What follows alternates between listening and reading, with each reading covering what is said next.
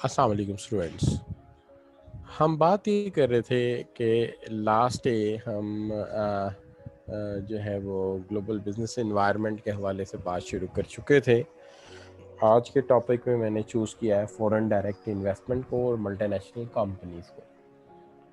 देखिए, foreign direct investment and multinational companies दोनों related सब जो है बहुत ज़्यादा रिलेटेड जो है वो कोर्सेज हैं या बहुत ज़्यादा रिलेटेड कॉन्सेप्ट्स हैं। तो हम इसी को शुरू करते हैं। बिस्मिल्लाहिर्रहमानिर्रहीम रब्बी इश्रह ली सदरी वयस्सिर ली अमरी वाहलुल उक़दतम मिन लिसानी यफ़क़हू क़ौली। बिस्मिल्लाहिर्रहमानिर्रहीम रब्बि ज़िदनी इल्मा।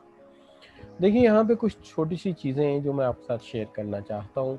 पहले तो मैंने आज का टॉपिक आपको बता दिया कि foreign direct investment, multinational companies, ये दो टॉपिक्स मेरे ज़ेरे बहस है आज।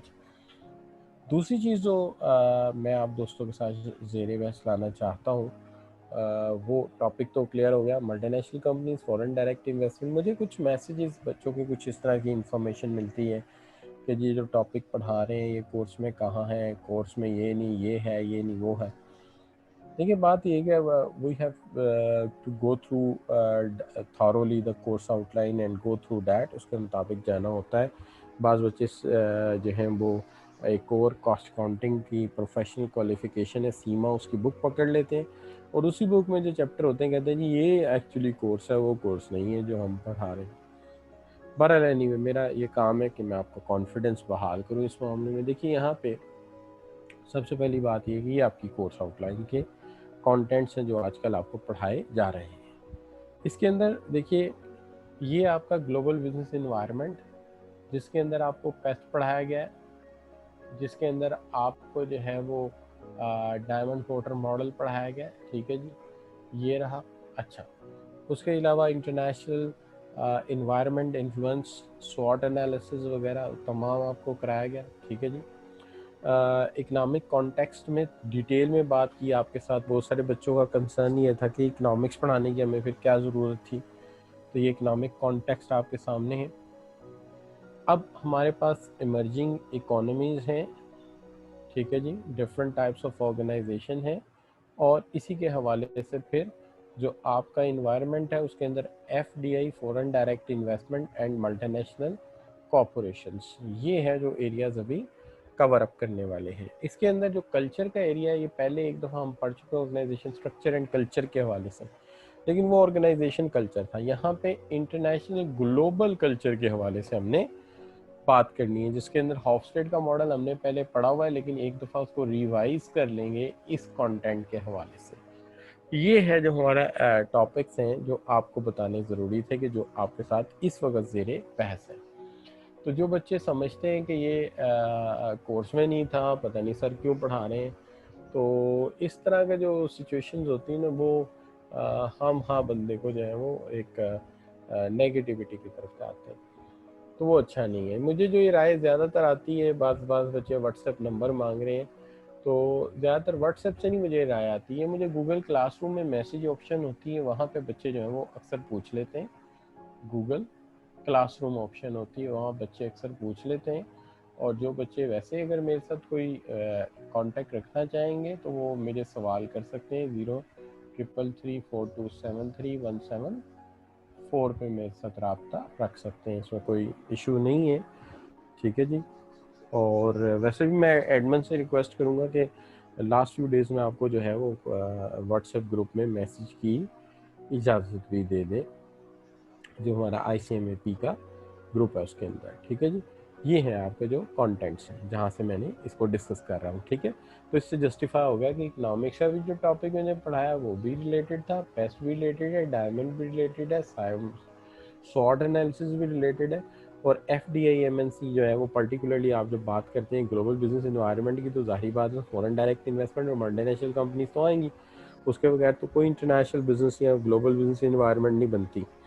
सबसे पहले तो आज ये देखते हैं कि ये जो फॉरेन डायरेक्ट इन्वेस्टमेंट है ये क्या चीज़ है, FDI जिसको आप कहते हैं। देखिए, फॉरेन डायरेक्ट इन्वेस्टमेंट एक ऐसी इन्वेस्टमेंट है जो बॉर्डर्स की परवाह नहीं करती, मतलब it's doesn't take care of the border of your country, it may beyond the country, it may go beyond the country. So it's a very simple thing to see that a foreign direct investment is simply nothing a big deal that you are living in a country A,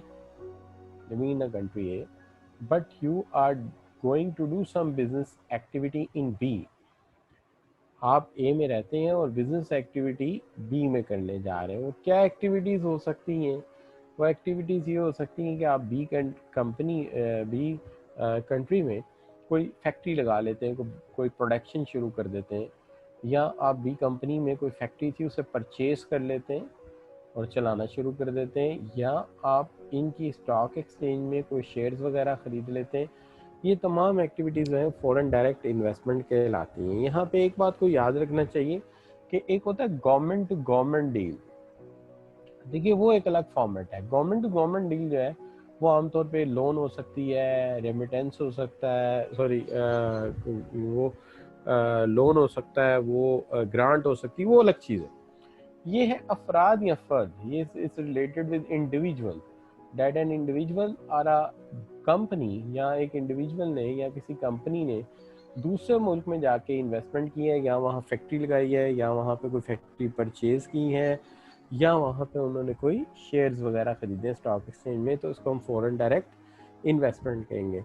जो government के मामला है वो बिल्कुल इससे अलग है, वो ग्रांट हो सकती है, वो लोन हो सकता है, वो अलग चीज़ है। तो हम कहते हैं कि foreign direct investment is an investment in the form of controlling ownership in a business in one country bye an entity based in another country. किसी एक मुल्क में आप किसी ओनरशिप को कंट्रोल करते हैं या बिजनेस एक्टिविटी करते हैं, जबकि आप रहते किसी और मुल्क में हैं, तो हम इसको फॉरेन डायरेक्ट इन्वेस्टमेंट कहेंगे। क्योंकि ये फैक्ट्री खरीदना, ये फैक्ट्री परचेज करना, फैक्ट्री बनाना या शेयर्स खरीदना एक मुल्क से अक्रॉस बॉर्डर आप जा रहे हैं, लिहाजा ये आपकी फॉरेन डायरेक्ट इन्वेस्टमेंट है। ठीक है जी। अगर अपने मुल्क में होती तो फिर तो ज़ाहिर है डोमेस्टिक इन्वेस्टमेंट होती, जब दूसरे मुल्क में हो रही तो फिर ये फॉरेन डायरेक्ट इन्वेस्टमेंट है। हम इसको FDI मुख्तसरन कहते हैं।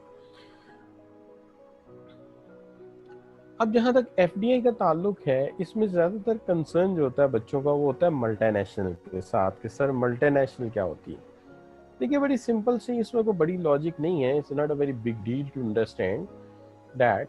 ये कोई इतनी बड़ी डील नहीं है इस बात को समझना कि देखिए अगर एक कंपनी का जो बोर्ड ऑफ डायरेक्टर्स हैं, they are sitting in a one country and they are working or doing some business activity in another country, we called it multinational because it's going to increase their business activity from one nation.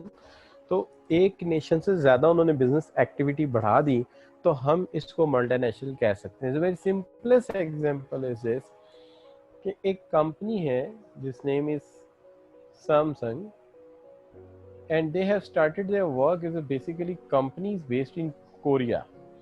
Company Korean based है और इसके BODs जो हैं वो Korea में base करते हैं, यानी इसका बोर्ड कोरिया में बैठता है। But it has started activity in 2 different countries. Likewise some of the production is done in China, most of the production is done in China, and other production is done in Malaysia. So this is what they done in the worldwide 2 countries. So this is converted into a multinational. लेकिन इसमें लाजिम नहीं, देखिए board एक मुल्क में है, किसी भी एक दूसरे मुल्क में आपकी बिजनेस एक्टिविटी है तो we can called it multinational company.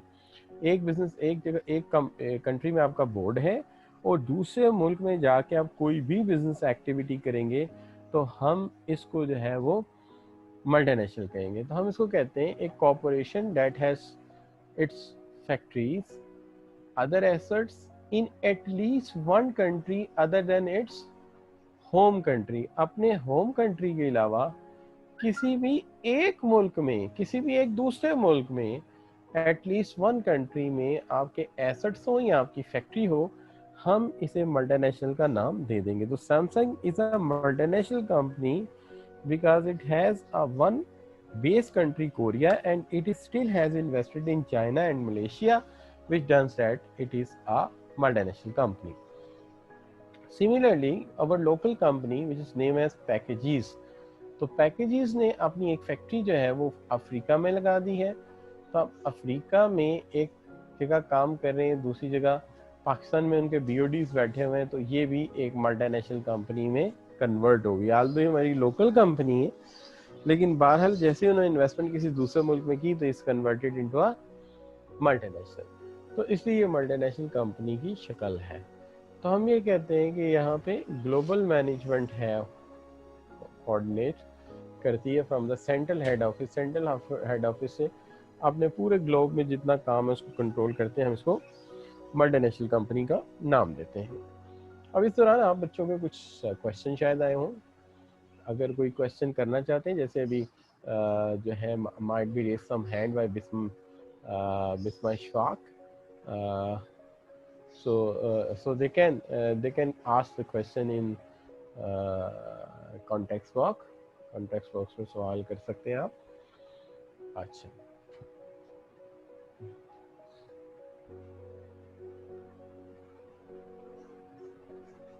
अच्छा, तो हम बात ये कर रहे थे आपके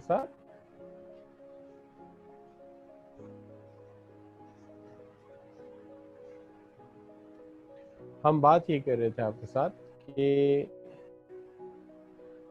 एक तो हमने मल्टीनेशनल की बात कर ली। मल्टीनेशनल कंपनी एक ऐसी कंपनी है जिसकी बेस एक मुल्क में है, जैसे home country, but doing some sort of business activity in any other country is called multinational. किसी भी दूसरे मुल्क में जो है बिजनेस एक्टिविटी की तो इसको हम मल्टीनेशनल का नाम दे सकते हैं। लेकिन इससे भी बड़ी एक टर्म होती है जिसको हम कहते हैं transnational company. Transnational company is a bigger company than international activity than the multinational. Transnational company is basically a company, you can say, it has board of directors in one country, not in one country, more than one country, means many countries.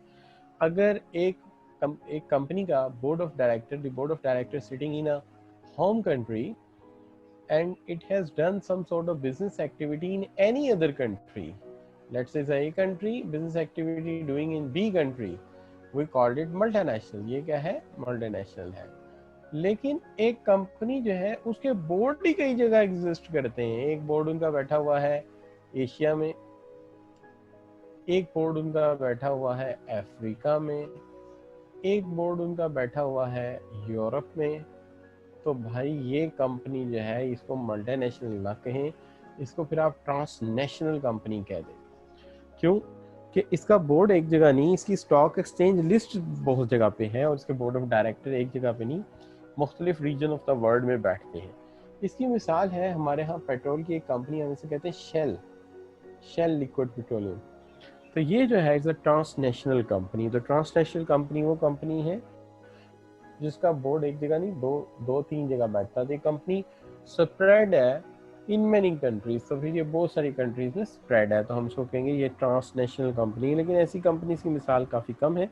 ज़्यादातर हमारे यहाँ जो popular term use होती है वो है multinational companies. मुख्तसरन हम इन्हें कहते हैं MNCs। देखिए, सवाल ये है कि ग्लोबलाइजेशन जो है पर्टिकुलरली पूरी दुनिया में ही पॉपुलर हुई है और इसका इम्पैक्ट पूरी दुनिया में आया है, लेकिन पर्टिकुलरली जो थर्ड वर्ल्ड कंट्रीज़ हैं यहाँ इसका इम्पैक्ट बहुत ही ज़्यादा आया है। तो ग्लोबलाइजेशन जो है is a world wide phenomena, जिसके अंदर हमने देखा है कि in the past many companies located much of their manufacturing in developing countries, likewise countries of Asia and Latin America. जितनी भी बहुत सारी मल्टीनेशनल कंपनीज हैं उन्होंने अपनी मैन्युफैक्चरिंग जो है वो एशिया और लैटिन अमेरिकन स्टेट में मूव की है। वजह ये है कि यहाँ पे लेबर इकोनॉमिकल है, कॉस्ट कम है, लिहाजा प्रोडक्शन करके आप ज़्यादा मुनाफा कमा सकते हैं। इससे इनकी एक्टिविटी इन मुल्कों की तरफ ज़्यादा गई है। Now they are increasingly located services and knowledge based jobs there too। अब वहाँ पे इनकी जो knowledge based जॉब भी हैं और इनकी सर्विसेज भी हैं, यानी पहले इन्होंने सिर्फ प्रोडक्शन मूव की थी, लेकिन ग्रेजुअली नॉलेज बेस्ड जॉब भी वहाँ पे आ गई और बाकी चीज़ें भी आ गई, जैसे टेली सेल्स है इनकी और रिसर्च एंड डेवलपमेंट है, तो वो भी इन्होंने एशियन मुल्कों में और लैटिन अमेरिकन स्टेट्स में मूव की है। This is because many countries in Asia and Latin America now produce massive number of well educated and well trained individual, के इन मुल्कों में अब एशिया और अमेरिका में काफ़ी वेल ट्रेंड और वेल एजुकेटेड लोग जो हैं प्रोड्यूस किए गए हैं। तो जहाँ तालीम अच्छी होगी, ज़ाहिर है मल्टीनेशनल चाहेंगी कि इन मुल्कों में इन्वेस्टमेंट ज़्यादा की जाए।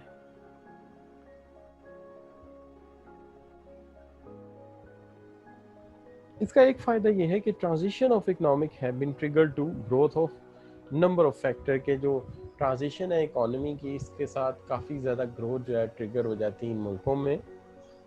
जिसकी एग्जांपल जो है आप ये दे सकते हैं कि foreign direct investment, overseas companies want to share growth of country of these countries, ये बहुत सारे कंट्रीज की ग्रोथ में शेयर करता है।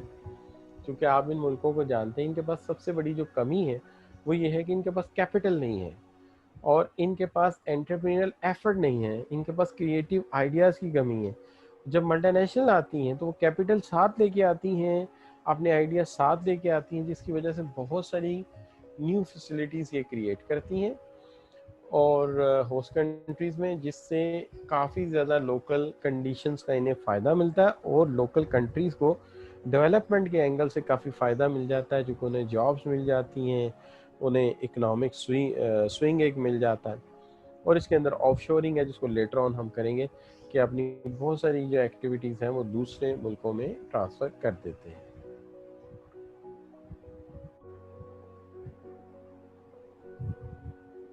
अब ये जो डाटा है ये थोड़ा सा पुराना है, इसके अंदर अगर आप देखें तो ग्रेजुअली डेवलपिंग कंट्रीज़ में नंबर ऑफ मल्टीनेशनल में इजाफा होता चला जा रहा है, ग्रेजुअली मल्टीनेशनल बढ़ती जा रही है इन मुल्कों में। जबकि अगर आप देखें तो दुनिया में 90% मल्टीनेशनल कंपनीज जो हैं, 90% जो मल्टीनेशनल कंपनी हैं, उनमें से 500 लार्जेस्ट कंपनीज, यानी ये डाटा शायद इतना अहम ना हो क्योंकि हमने इसे रट्टा तो नहीं लगाना, लेकिन ये 3 बातें बड़ी अहम हैं जिनको सुनना चाहिए आपको बड़े गौर से।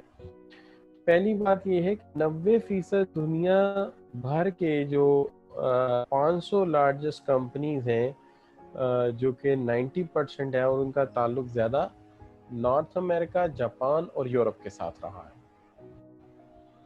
300 लार्जेस्ट कंपनीज ऐसी हैं जिनके पास पूरी दुनिया के 25% रिसोर्सेज इनके मलकियत हैं, ठीक है जी। और 50 largest MNCs from developing countries, 50 के लगभग बड़ी मल्टीनेशनल जो है उनका ताल्लुक डेवलपिंग कंट्रीज के साथ है।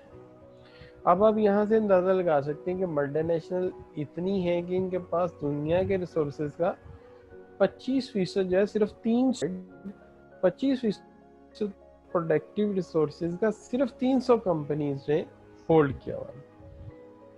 तो ये आप कह सकते हैं कि इसमें बड़ी अंडरस्टैंडेबल बात है, या ये बात समझने की है कि मल्टीनेशनल की अहमियत आज कितनी ज़्यादा बढ़ चुकी है। दूसरी चीज़ आप देखते हैं, इसको आप कहते हैं फॉरेन डायरेक्ट इन्वेस्टमेंट। देखिए, जब आप बात करते हैं फॉरेन डायरेक्ट इन्वेस्टमेंट की, एक अदर डेफिनेशन ये भी है कि funds invested by an multinational corporation, an MNC and one nation for standing, acquiring, expending and enterprise in an other nation, की एक मल्टीनेशनल कंपनी किसी दूसरे मुल्क में एक्वायरिंग करने के लिए या अपना बिजनेस ऑपरेशन एक्सपेंड करने के लिए इन्वेस्टमेंट जो करती है, इसको भी फॉरेन डायरेक्ट इन्वेस्टमेंट कह सकते हैं। क्यों कि लाजिम नहीं है कि एक प्राइवेट इंसान या ग्रुप ही इन्वेस्टमेंट करे, कंपनी तो कर। अब इसकी 3 बड़ी रीज़न है कि क्यों ऐसा करती हैं मल्टीनेशनल। इसकी एक सबसे बड़ी वजह जो है वो ये है कि इनकी ख्वाहिश ये होती है कि seek access to new market, के नई मार्केट्स की तरफ एक्सेस किया जा सके, नई मार्केट को सर्च किया जा सके।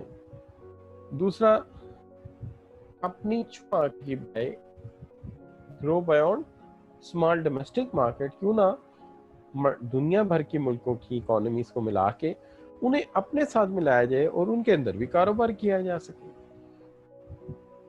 और तीसरी बात यह है to achieve cost and other competitive advantage, के वहां जाके सस्ती प्रोडक्शन करके पूरी दुनिया में प्राइस वॉर अगर करनी पड़े तो एडवांटेज लिया जा सके।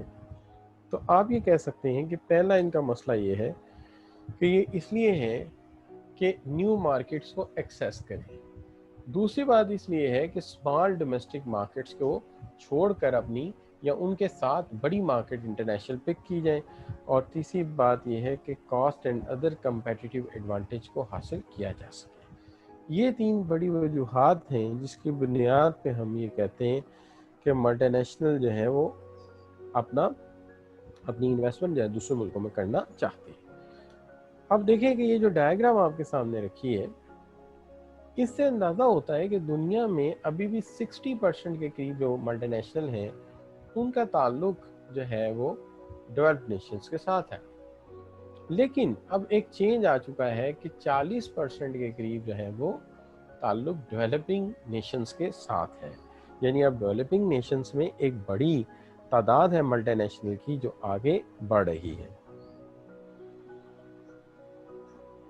अब सवाल ये है कि मल्टीनेशनल्स के हवाले से अगर हम कहें कि हमें एडवांटेजेस क्या हैं और डिसएडवांटेजेस क्या हैं, तो इसके बहुत सारे एडवांटेजेस हैं। मिसाल के तौर पे मल्टीनेशनल अगर किसी मुल्क में जाती हैं, पर्टिकुलरली लेस डेवलपिंग कंट्रीज़ में या डेवलपिंग कंट्रीज में, तो सबसे पहला फ़ायदा इनका ये है कि एडवांटेज इन प्रोडक्ट डेवलपमेंट। जो डेवलपिंग इकोनॉमीज़ हैं उनके यहाँ प्रोडक्ट डेवलपमेंट बहुत कम है, बल्कि आप ये कह सकते हैं कि डेवलपमेंट तो दूर की बात है, मैन्युफैक्चरिंग भी पहले कम ही थी और कम है। तो ये जब जाती हैं तो अल्टीमेटली ये एडवांटेज लेके जाते हैं प्रोडक्ट डेवलपमेंट का। दूसरा ये कि जो अंदर की कंपनियां हैं उनका आपस में कंपटीशन इतना अच्छा नहीं होता। मल्टीनेशनल के आने से जो इंटरनल कंपटीशन है वो बढ़ता है। वो इस तरह से कि जो कंपनीज अंदर बिल्कुल क्वालिटी की केयर नहीं कर रही, अच्छी प्रोडक्शन नहीं कर रही, उनको जब compete करना पड़ता है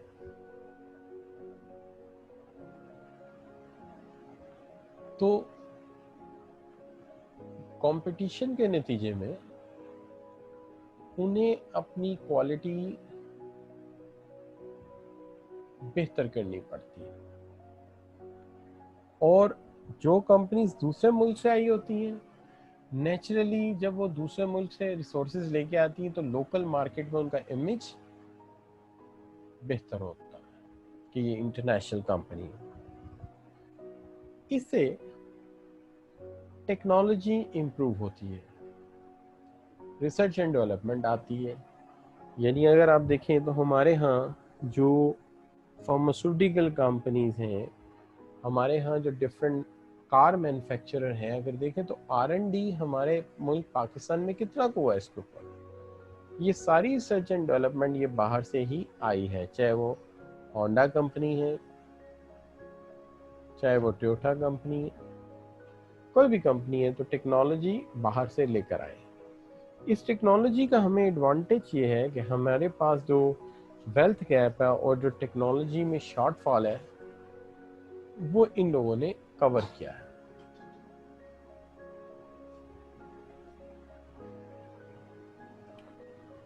इससे इम्प्रूव किया है हमारी मार्केट में स्पोर्टिव इंडस्ट्री ने। उसकी वजह ये है कि पहले भी ये बात हो चुकी है, कोई भी फर्म अकेली जो है ना वो सरवाइव नहीं कर सकती। यानी दुनिया की कोई फर्म अगर आप कहना कि अकेले कारोबार चला ले, कोई भी फर्म दुनिया की अकेले कारोबार नहीं चला सकती। कारोबार चलाने के लिए कुछ स्पोर्टिव इंडस्ट्रीज की ज़रूरत पड़ती है, स्पोर्टिव इंडस्ट्रीज की ज़रूरत पड़ती है। मिसाल के तौर पे अगर आप कार मैन्युफैक्चरर हैं तो आपको स्टील की ज़रूरत पड़ेगी, बैटरी की ज़रूरत पड़ेगी, आपको टायर की ज़रूरत पड़ेगी, आपको जो है एयर कंडीशन की ज़रूरत पड़ेगी। तो जो कंपनीज जो हैं वो इंटरनेशनल है, मल्टीनेशनल हैं, वो उनको ये सपोर्ट प्रोवाइड कर सकती हैं। तो आप ये कह सकते हैं कि बड़ा एडवांटेज है कि ये कंपनीज ना सिर्फ ये कि वसाइल अपने साथ लाती हैं, बल्कि ये आपकी जो एग्जिस्टिंग फर्म्स हैं उनको भी काम करना और जीना सिखाती हैं। कि अगर टोयोटा आई है तो यकीनी तौर पे कुछ पुर्जे या कुछ कंपोनेंट लोकल कंपनी से लेती होंगी। मिसाल के तौर पे जर्नल के टायर लगे होते हैं, एजीएस की बैटरी लगी होती है या एक्साइड की बैटरी है, उनको भी फायदा होता है। तो ये लोकल फर्म्स को भी साथ ग्रूम कर देती हैं, लोकल फर्म्स को भी ग्रूम कर देती हैं, उनकी भी क्वालिटी को इन्हेंस करती हैं। मैं बड़ी अच्छी मिसाल अगर आपको दूं तो देखिए, आपने मैकडोनल्ड्स का नाम सुना होगा। तो मैकडोनल्ड जो है वो आप ये कह सकते हैं कि मल्टीनेशनल कंपनी पाकिस्तान में आई, केएफसी भी मल्टीनेशनल के तौर पे आया, लेकिन इन्होंने हमारे यहाँ मीट थ्रो करने के लिए या चिकन के लिए केएनएन को जो है चूज़ किया, उसको प्रोसीजर डेवलप करके दिया और वो भी एज अ ब्रांड अब खड़ा हो गया। तो ये भी इसका फ़ायदा है। अब इसमें अगर आप कहें कि जो आपका है एम्प्लॉयमेंट एडवांटेज, तो इसमें एम्प्लॉयमेंट एडवांटेज भी काफ़ी ज़्यादा है। यानी यू कैन सी दैट कि जॉब्स भी बहुत ज़्यादा बड़ी हैं, यानी जॉब्स में इजाफा हुआ है, जॉब्स ग्रो हुई हैं। साथ ही साथ आप ये कह सकते हैं कि आपकी जब मल्टीनेशनल आती हैं तो सिर्फ ये थोड़ी है कि प्रोडक्शन लेके आती हैं या मशीन के साथ रोबोट लेके आती हैं, नहीं, जॉब्स भी साथ लेके आती हैं। ये वजह है कि आपने देखा होगा कि पाकिस्तान ने सी पैक पे बहुत ज़्यादा तवज्जो दी है। उसकी वजह ये है कि जितनी चाइनीज़ कंपनीज आएंगी वो सिर्फ यहाँ पे ये नहीं कि मैन्युफैक्चरिंग करेंगी, साथ ही साथ ये भी है कि वो हमारे लोगों के लिए जॉब्स भी क्रिएट करेंगी, बिजनेस अपॉर्चुनिटीज़ को भी इन्हांस करेंगी। इसलिए इसके ऊपर हमने काफ़ी फोकस किया है। अब उसके बाद अगर आप आ जाते हैं कि इसका एक फ़ायदा ये भी है कि ये ऐसे मुल्कों में जाके प्रोडक्शन करते हैं जहाँ पे रॉ मटेरियल भी सस्ता मिले, लेबर भी सस्ती पड़े, एनर्जी सोर्सेज भी थोड़े सस्ते हों, ताकि कॉस्ट ऑफ प्रोडक्शन जो है आपकी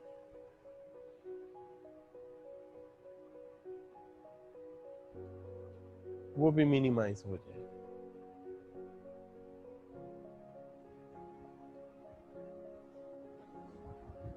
कॉस्ट ऑफ प्रोडक्शन भी आपकी मिनिमाइज हो जाए, यानी प्रोडक्शन जो है वो कम से कम कीमत पे हो। यही वजह है कि सिर्फ आपको एक कंपनी नहीं, एक लिस्ट ऑफ कंपनीज नज़र आती हैं जो चाइना में काम कर रही हैं। मिसाल के तौर पे आपने नाम सुना होगा, सस्ते लैपटॉप बनाते हैं लिनोवो। तो लिनोवो जो है बेसिकली आईबीएम है, या उन्हीं का प्रोजेक्ट है जो लिनोवो ने टेक ओवर किया है। डेल चाइना में बनता है, पहले अमेरिकन कंपनी थी, ये अब चाइना में बनता है। अगर आप देखें तो इसी तरह आईफोन भी चाइना में बनता है। तो तमाम मैन्युफैक्चरिंग वहाँ ले जाते हैं जहाँ से कॉस्ट कम हो जाती है।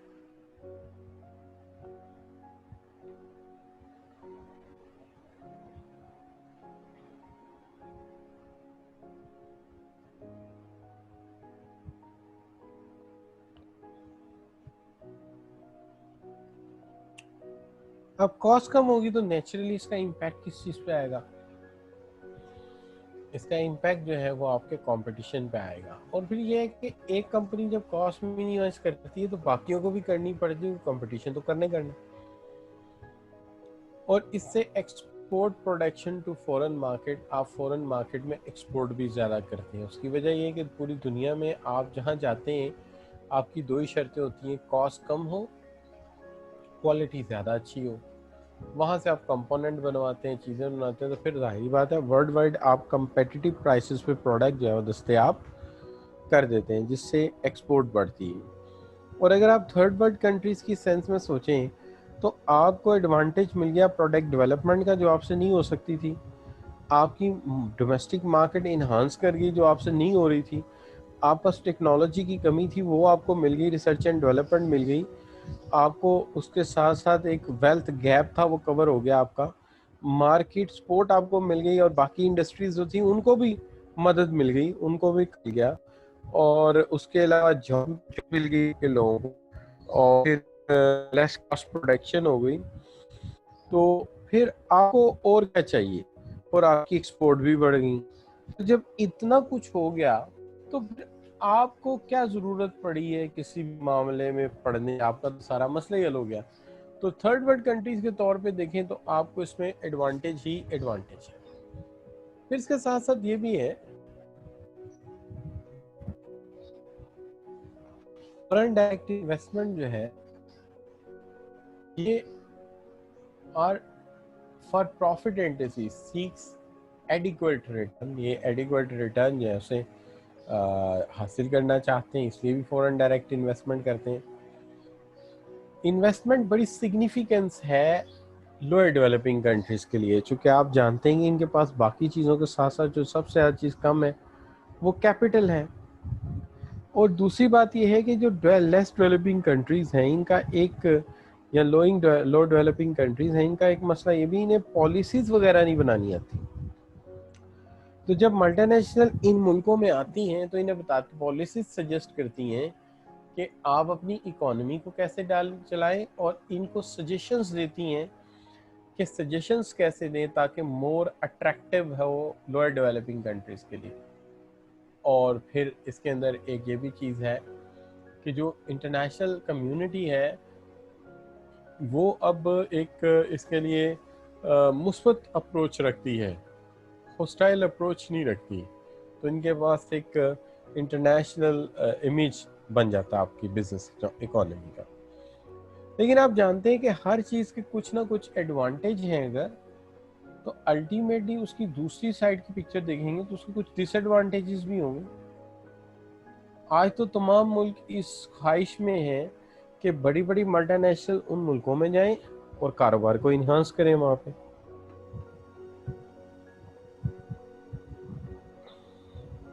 लेकिन तारीख की रोशनी में कभी भूलना नहीं चाहिए कि मल्टीनेशनल ने नुकसान भी किए, फ़ायदा है तो नुकसान भी है।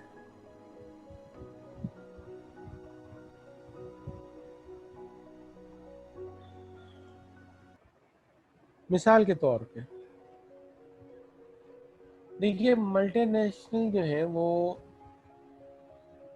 आम तौर पे एक स्ट्रेटजी लेके चलते हैं, बहुत ज़्यादा सरमाया होता है तो इनके कॉन्ग्लैमोरेशन की स्ट्रेटजी होती है जिसके अंदर जो लोकल कंपेटिटर नज़र आए उसे ख़रीद लो, उसे अपने अंदर जम कर लो, मर्ज कर लो और उसके शेयर्स खरीद लो, उसके जो जितने एसेट्स हैं वो परचेज कर लो। इस तरह से मर्जर और इक्विजिशन की स्ट्रेटजी है। ज़्यादातर जो है इक्विजिशन है कि कंपनी इक्विजिशन करते जाते हैं, ख़रीद के अपने अंदर जम कर लेते हैं, फिर मर्जर भी करते हैं।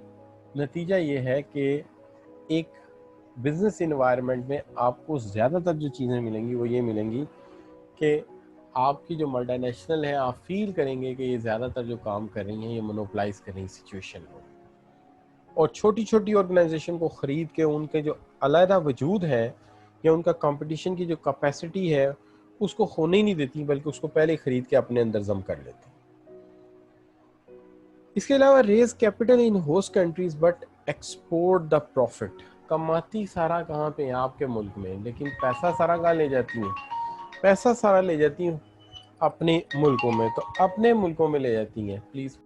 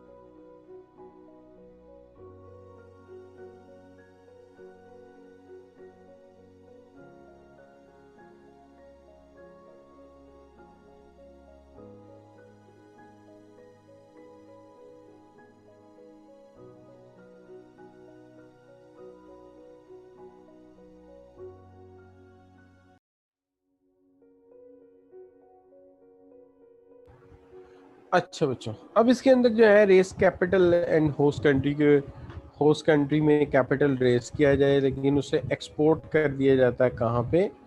आपके जो है वो दूसरे मुल्क में उसे शिफ्ट कर दिया जाता है। यानी अगर मैं काम कर रहा हूँ पाकिस्तान में जैसे, और पैसा यहाँ से कमा रहा हूँ, लेकिन जो मुनाफा आ रहा है वो तो जाहिर है अपने होम कंट्री में ये लोग ले जाते हैं, तो इससे काफ़ी इफेक्ट होता है। इसी तरह देखिए एक चीज़ है कि ये लोग एक्सप्लॉइट करते हैं उन कंट्रीज़ को, या नेचुरल रिसोर्सेज हैं उनको एक्सप्लॉइट करते हैं। जाहिर है ये जाते ही उन मुल्कों में जहाँ पे खूब कुदरती वसाइल हैं, वाफर मिकदार में पानी है, नेचुरल इन्वायरमेंट है, एग्रीकल्चर है भरपूर, तो ये उन मुल्कों में जाते हैं, उन रिसोर्सेज को यूटिलाइज करते हैं और फिर नेचुरली उसको जो है वो मतलब इस्तेमाल करते हैं और फिर उसको वेस्ट कर देते हैं। अब आगे अगर आप आ जाते हैं तो ये लिमिट करते हैं वर्कर्स वेज को। अपने मुल्क में ये लेबर लॉज को इतनी अच्छी तरह फॉलो करते हैं कि जी वेजेस अच्छी देते हैं, सरमाया अच्छा लगाना चाहिए, तो अपने मुल्कों में हर चीज़ बेस्ट करते हैं। लेकिन जब दूसरे के मुल्क में जाते हैं तो उस वक्त इनको जो है ना वो बजाय इसके कि कोई बेहतर जो है वो तरीक़ाकार एडॉप्ट करें, कॉन्ट्रैक्टर हायर कर लेते हैं, ठेकेदार के ज़िम्मे काम लगा देते हैं और वर्क फोर्स जो है वो उनके अंडर कर देते हैं। और जो अच्छा कल्चर लेके आते हैं अपने मुल्क से, बजाय उसके दूसरे मुल्कों में जाके लो वेज ऑफर करते हैं, एरोड करते हैं। ट्रेडिशनल कल्चर लोगों का एरोड होता है इसके साथ। अगर आप देखें तो जो जापानीज़ थे उन्होंने टेक्नोलॉजी को दूसरे मुल्कों में ट्रांसफ़र इसलिए किया था कि अगर हम अपने ही मुल्क में लोगों को एज एक्सपेट्रिएट लेकर आते हैं तो नुकसान ये होता है कि ये लोग आएंगे तो ज़ाहिर है ये हमारे यहाँ शादियाँ भी करेंगे, हमारे यहाँ लोगों में मिक्सअप कल्चर भी बनाएंगे, जिससे हमारा कल्चर ट्रबल में आएगा। तो उन्होंने कहा कि बजाय इसकी कि हम लोगों को यहाँ बुला के काम कराएं, हम टेक्नोलॉजी दूसरे मुल्कों में ले जाते हैं। लेकिन जब टेक्नोलॉजी लेकर दूसरे मुल्कों में आप प्रोडक्शन करने जाएंगे तो उनके कल्चर को तो आप इम्पैक्ट करेंगे ना। आपका कल्चर तो सेफ हो गया, लेकिन उनके कल्चर पे तो इम्पैक्ट आएगा। तो नेचुरली जो है वो कल्चर डिस्टिंग्विश होता है। जैसे अगर आप एक बात गौर करें ना तो अमेरिकन एक ऐसी कौम थे जो सिर्फ वीट खाते थे, राइस नहीं खाते थे। इनके यहाँ बर्गर, बन, डबल रोटी ये ज़्यादा चलती थी, तो ये ज़्यादा गंदुम पे गुजारा था इनका, राइस नहीं खाते थे। चाइनीज़ का ज़्यादा गुजारा राइस पे था, ये लोग वीट नहीं खाते थे। आज अमेरिकन राइस भी खा रहे हैं, वीट भी खा रहे हैं, और चाइनीज़ भी वीट भी खा रहे हैं, राइस भी खा रहे हैं।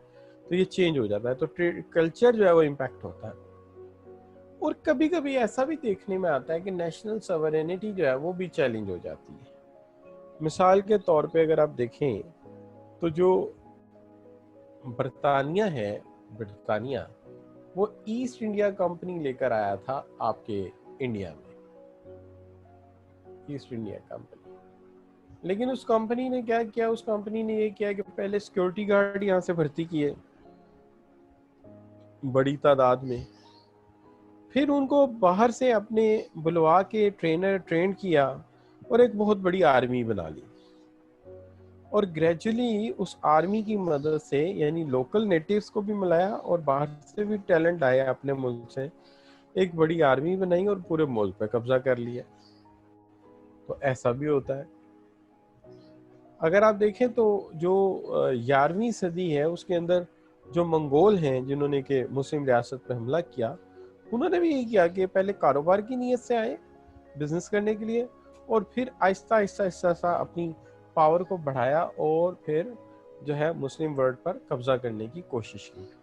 तो ये भी एक नुकसान। अब आगे आ जाता है monopolize the domestic market by merger and alliances. ये हम पहले कह चुके हैं कि इनके अंदर एक चीज़ ये होती है कि मर्जर एंड अलायंसेस बहुत ज़्यादा करते हैं, मुख्तलिफ कंपनीज को जम कर लेते हैं, जिससे ये अपने आप को एज अ मोनोपोलिस्ट सामने ले आते हैं। फिर आगे आ जाता है local residents get limited benefits. जो लोकल रेजिडेंट्स हैं उनको लिमिटेड बेनिफिट्स और प्रॉफिट मिलता है होम कंट्री से, और इसके ऊपर एक सोशल इम्पैक्ट भी क्रिएट होता है, कल्चर में चेंज आता है, ये भी एक इशू है। और इन्वॉल्व होता है high right abuses of the labour. और आप ये जानते हैं कि देखिए प्रॉफिट तो ऑब्वियसली इन्होंने घर से यहाँ से उठा के अपने मुल्कों में ले जाना है, लेकिन कल्चर को इन्होंने जो है बहुत ज़्यादा इफेक्ट करना है और लोकल लेबर को जो है खासा अब्यूज़ करते हैं, ये लोग मिस यूज़ करते हैं। लेकिन जहाँ तक ताल्लुक है, एक बहुत बड़ा मसला है कि मल्टीनेशनल के आपके मुल्क में आने से टेक्नोलॉजी ट्रांसफ़र बड़ी तेज़ होती है। टेक्नोलॉजी ट्रांसफ़र बहुत तेज़ होती है। अगर आप देखें तो हमारे थर्ड वर्ल्ड कंट्रीज़ का सबसे जो बड़ा और इशू है वो है टेक्नोलॉजिकल बैकवर्डनेस। अब टेक्नोलॉजिकल बैकवर्डनेस जो करते हैं तो होता ये कि जो एम्पिरिकल रिसर्च है वो साबित करती है कि जहाँ जहाँ मल्टीनेशनल जाती हैं वो अपने साथ टेक्नोलॉजी लेकर जाती हैं। इससे इन्हेंस होती हैं local capabilities of the local manufacturers. जैसे अगर आप देखें तो पाकिस्तान जो हैं इन्होंने 80s तक जो है इन्हें सड़क भी बनानी नहीं आती थी। हम पाकिस्तानी 80s तक सड़क भी नहीं बनानी जानते थे। एक तरफ से जीटी रोड बनता था, दूसरी तरफ टूटा होता था। 90s में गालबन किसी गवर्नमेंट ने आकर जो है वो एक कोरियन कंपनी से मुआहदा किया और फिर एक जो है वो टर्की के साथ मुआहदा किया M1 के लिए, पेशावर के लिए। इसका मुआहदा इस तरह से किया गया और जो लाहौर का जेल रोड है इसका मुआहदा एक फ्रांस की कंपनी से किया गया। लेकिन इस कॉन्ट्रैक्ट में कुछ शराइत रखी गई थी। वो शराइत ये थी कि एक तो ये कि आप सुपरवाइज करेंगे लेकिन जो फील्ड वर्क है वो हमारी लोकल कंपनीज करेंगी। आप सुपरवाइज करेंगे लेकिन जो टेक्नोलॉजी लाएंगे वो इधर ही आपको डंप करके जानी है, रीसेल करके जानी है। इससे अपनी लोकल कंपनीज को ट्रेन कराया गया और जब लोकल कंपनीज ट्रेंड हो गई तो फिर फैसलाबाद मोटरवे जो है ये खुद बनाई गई। तो इसका ये बड़ा फ़ायदा है कि मल्टीनेशनल जब आती हैं तो जो काम आपको नहीं आता वो भी सिखा जाती हैं। उसके बाद से पाकिस्तान ने जो रोड बनाने का जो टेक्नोलॉजी है वो काफ़ी बेटर हुई है। और फिर सेल्स एंड स्पोर्ट मर्ज जो है ये sales and support emerging technology जो है ये भी इन्हांस करते हैं लोग और इंटरनेशनलाइज कर देते हैं आपकी लोअर डेवलपिंग कंट्रीज़ को कि वो टेक्नोलॉजिकली अपग्रेड होकर सामने आ जाते हैं। इसकी मिसाल चाइना की है कि जब ये चले थे तो चाइनीज़ बहुत बैकवर्ड थे, लेकिन जब मल्टीनेशनल ने आके इन्वेस्टमेंट की मैन्युफैक्चरिंग के लिए, सस्ती लेबर के लिए, तो फिर वही जो चाइना है वो आज एक बहुत बड़ी ताकत के तौर पे सामने आ रहा है। टेक्नोलॉजी ट्रांसफ़र में एक तो आप जानते हैं कि इनोवेशन है, प्रोडक्शन में जिद्दत आती है, new ways of distribution channels को ये इम्प्रूव करते हैं और बिल्कुल नए तरीके के साथ लेके चलते हैं। जैसे आज का ज़माना जो ई कॉमर्स का है, ई बिज़नेस का है और इंटरप्राइज रिसोर्स प्लानिंग का है, तो इसने इसके अंदर बड़ा रोल प्ले किया है। इसके बाद ये मॉडलिंग एनालिटिकल टूल्स लेके आते हैं जो कि आम तौर पे एशियन कंट्रीज़ और डेवलपिंग कंट्रीज़ के पास बहुत कम है। ट्रेनिंग एंड डेवलपमेंट में ये काफ़ी ज़्यादा काम करते हैं और स्टैंडर्ड्स बड़े अच्छे सेट करते हैं और उसके साथ साथ न्यू नॉलेज एंड लर्निंग जो है आपकी इन्हांस करते हैं। तो ये बहुत बड़ा इम्पैक्ट है मल्टीनेशनल का आपकी बिजनेस इन्वायरमेंट पे। लेकिन टेक्नोलॉजी के एतबार से भी अगर आप देखते हैं तो थोड़े से ड्रॉबैक्स आते हैं। मिसाल के तौर पर टेक्नोलॉजी के लिए एंगल से अगर आप देखते हैं तो टेक्नोलॉजी तो लाते हैं लेकिन ग्रीन हाउस गैसेस का मसला पैदा कर देते हैं, यानी इन्वायरमेंटल पोल्यूशन।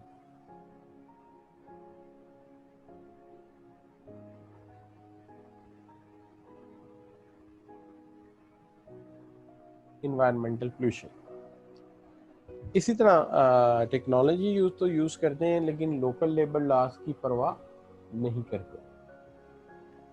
और मोनोपोलिस तो फिर नेचुरली पहले भी बात हो चुकी है कि करते हैं और कार्टल्स बनाते हैं मर्जर और इक्विजिशन से और पॉलिटिकल इन्फ्लुएंसेस भी क्रिएट करते हैं, यानी सियासी तौर पे भी बाज़ दबाव ये लोग डालते हैं।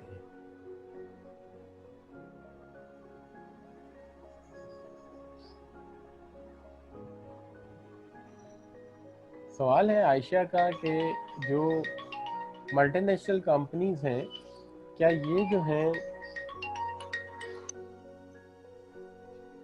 सवाल है आयशा का जो मल्टीनेशनल कंपनीज हैं क्या ये डायरेक्ट हमारे जीडीपी पे असरअंदाज होती हैं या नहीं होती। तो मैं बस 1 मिनट में इसका जवाब देता हूँ, बस होल्ड।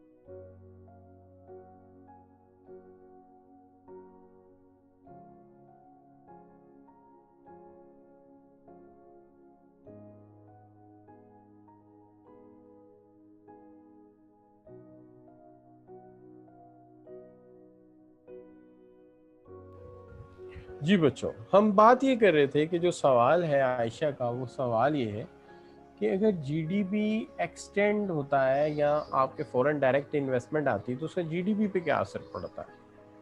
देखिए बच्चों, सबसे पहली बात तो ये है कि किसी मुल्क में जितना भी फॉरेन करेंसी का इनफ्लो होगा, जितना भी फॉरेन करेंसी का इनफ्लो होगा, उतना ही ज़्यादा जो है आप ये कह लीजिए कि आपके मुल्क में जो है वो ज़र मुबादला ज़्यादा है। इसका सबसे पहला इम्पैक्ट तो आपके एक्सचेंज रेट पे पॉजिटिव पड़ता है।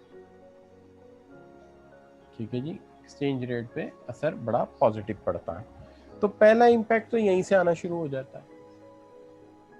फिर उसके इनडायरेक्ट इम्पैक्ट भी है, और फिर उसकी जो आपकी प्रोडक्शन होनी है आपके मुल्क में, जाहिर है आप जीडीपी किसको कहते हैं, गुड्स एंड सर्विसेज के बढ़ने को।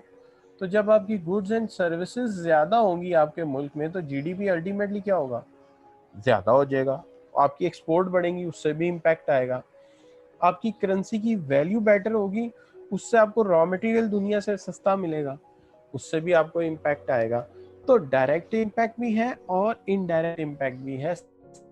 इससे सबसे पहला असर एक्सचेंज रेट पे पड़ेगा, उसके बाद जीडीपी पे पड़ेगा, एक्सपोर्ट पे पड़ेगा, टैक्स पड़ेगा। तो ये सारी चीजें लेके आपके जीडीपी को बेहतर करेंगी और इसका इम्पैक्ट आपके ऊपर आएगा। यानी अगर फॉरेन डायरेक्ट इन्वेस्टमेंट आपके मुल्क में आ जाए तो आपका बैलेंस ऑफ पेमेंट बहुत बेटर हो जाएगा, क्योंकि आपके पास फॉरेन करेंसीज ज्यादा होंगी, इनफ्लो ज्यादा होगा फॉरेन करेंसीज का।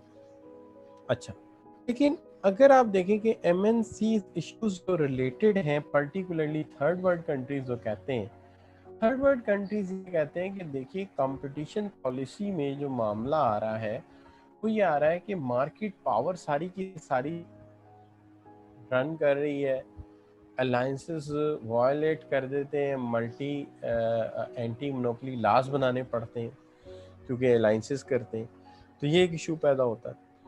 उसके साथ साथ ये टैक्स अवॉइडेंस एक बड़ा मसला बन जाता है कि मल्टीनेशनल का कुछ काम एक मुल्क में हो रहा है, दूसरा काम एक और मुल्क में हो रहा है। अब मसला ये कि इसको किस टैक्स लॉ के तहत लाना है। हाल दो कंट्रीज ने इसके बड़े मॉडर्न सोल्यूशन निकाले हैं, लेकिन टैक्स अवॉइडेंस एक बड़ा इशू है। उसके बाद है हाउ टू रेगुलेट। इन्हें रेगुलेट कौन करेगा, क्या डोमेस्टिक गवर्नमेंट रेगुलेट करेगी या होस्ट गवर्नमेंट, जिस जगह कारोबार कर रहे हैं वो करेंगे या जहाँ से आए हैं वो करेंगे। ठीक है, और मल्टीनेशनल इंस्टीट्यूशंस रन करेंगे या country in which they operate, कौन इन्हें रन करेगा, ये एक मसला है। तीसरी चीज़ जो है वो है लेबर का एक्सप्लॉयटेशन, इन्वायरमेंट का एक्सप्लॉयटेशन।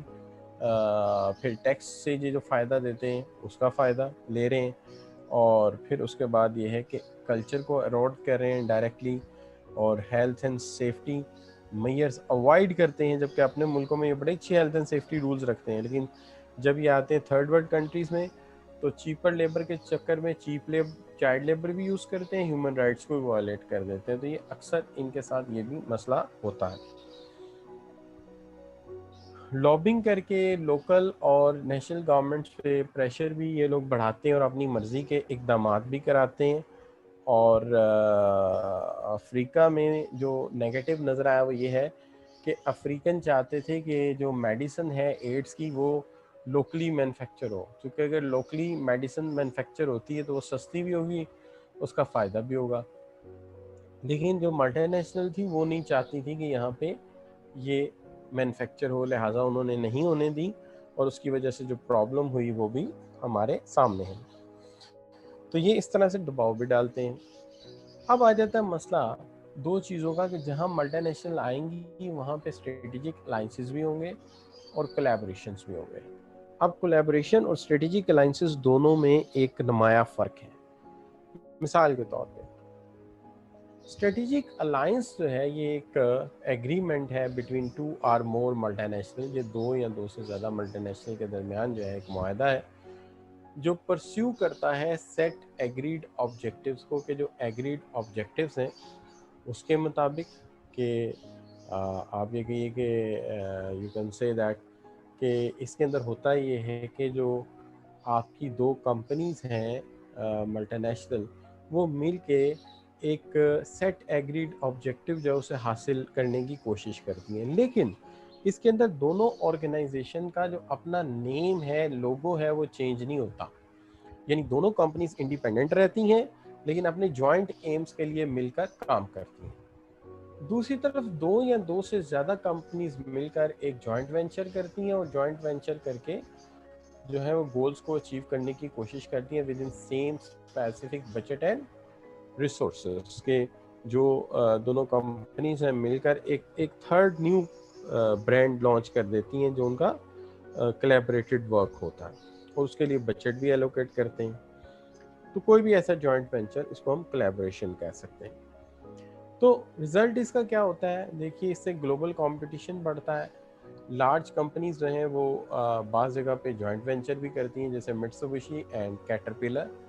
इसी तरह फिलिप्स एंड मित्सुबिशी का जॉइंट वेंचर हुआ। कन्वर्जेंस भी होती है इंडस्ट्रीज में, दो मुख्तलिफ इंडस्ट्रीज मिलके एक इंडस्ट्री बन जाती हैं।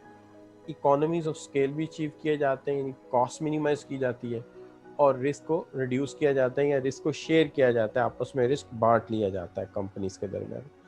तो ये इसका इम्पैक्ट आता है। अब देखा जाए अगर कि मल्टीनेशनल कंपनीज के जो करेक्टरिस्टिक्स हैं वो क्या हैं, तो देखिए अगर इसके करेक्टरिस्टिक्स को मैं असेस करता हूँ तो एक तो सबसे पहली बात ये है कि ये they are so large in size. ये काफ़ी बड़े साइज़ की कंपनीज होती हैं, इनका हुजम खासा बड़ा होता है। लेकिन मैं करेक्टरिस्टिक्स पर जाने से पहले एक छोटा सा रिदम ब्रेक आपको दे देता हूँ। Let's say you take 2 to 4 minutes लें और आप ज़रा रिदम ब्रेक कर लें, अपने नोट्स को अपडेट कर लें और गो थ्रू कर लें मैंने पहले क्या क्या पढ़ाया, फिर मैं आगे स्टार्ट करता हूँ इसको।